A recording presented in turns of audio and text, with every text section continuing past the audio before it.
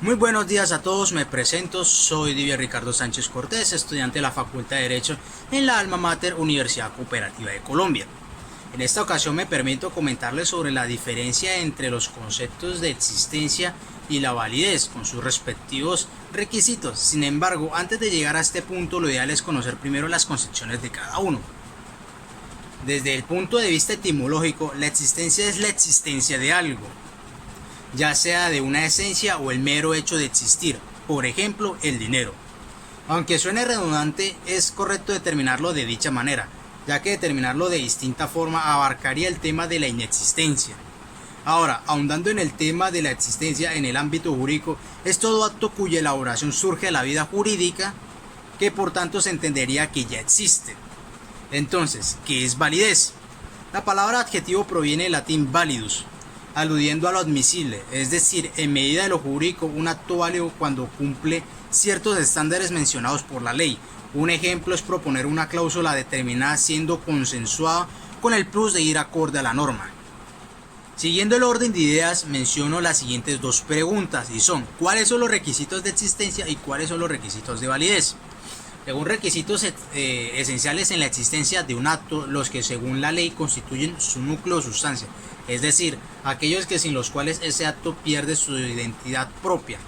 La Corte Constitucional se pronuncia al respecto en la sentencia C-345/2017 en la siguiente manera: la inexistencia se produce en aquellos supuestos en los cuales los requisitos o condiciones de existencia de un acto jurídico no se configuran, tal y como ocurre, por ejemplo, cuando falta completamente la voluntad, cuando no concurre un elemento de esencia de determinado acto o cuando no se cumple un requisito o formalidad previsto en el ordenamiento para la existencia del acto o contrato. Además, que los requisitos esenciales de cualquier acto jurídico en el derecho privado son la voluntad, la causa, el objeto y las formalidades cuando son establecidas como solemnidad. Estableciendo un ejemplo más completo, Juan y Pedro establecen un contrato de compraventa en el que Juan dispone de un bien mientras que Pedro dispone el dinero para comprar dicho bien, estipulando cuál es el bien, identificando la cantidad de bienes, el valor del bien, la fecha, estableciendo el objeto como obligación de dar en el cual se transfiere el bien y el de hacer al realizar el contrato de compraventa. Ahora ahondaremos en el tema de los requisitos de validez. Explícitamente en la norma podemos encontrar los requisitos de validez como el artículo 1502 del Código Civil, el cual nos habla sobre requisitos para obligarse, como por ejemplo, que sea legalmente capaz, que sea consciente en dicho acto o declaración y su consentimiento no adolezca de vicio, que recaiga sobre un objeto lícito, que tenga una causa lícita. La capacidad legal de una persona consiste en poder obligarse por sí mismo sin el ministerio o la autorización de otra, agregando jurisprudencia en el artículo 1518 del presente código, en el que nos establece requisitos de los objetos de las obligaciones, pues nos plantea que no solo las cosas existen pueden ser objeto de una declaración de voluntad, sino que se le espera que existan, pero es menester que las unas y las otras sean comerciales y que están determinadas o a lo menos en lo cuanto a su género. La cantidad puede ser incierta con tal que el acto o contrato fije reglas o contenga datos que sirvan para determinarla. Si el objeto de un hecho es necesario que sea física y moralmente posible. Es físicamente imposible el que es contrario a la naturaleza y moralmente imposible el prohibido por las leyes o contrario a las buenas costumbres al orden público. Siendo así, siguiendo el hilo conductor sobre el ejemplo de la existencia, complementaremos con lo siguiente.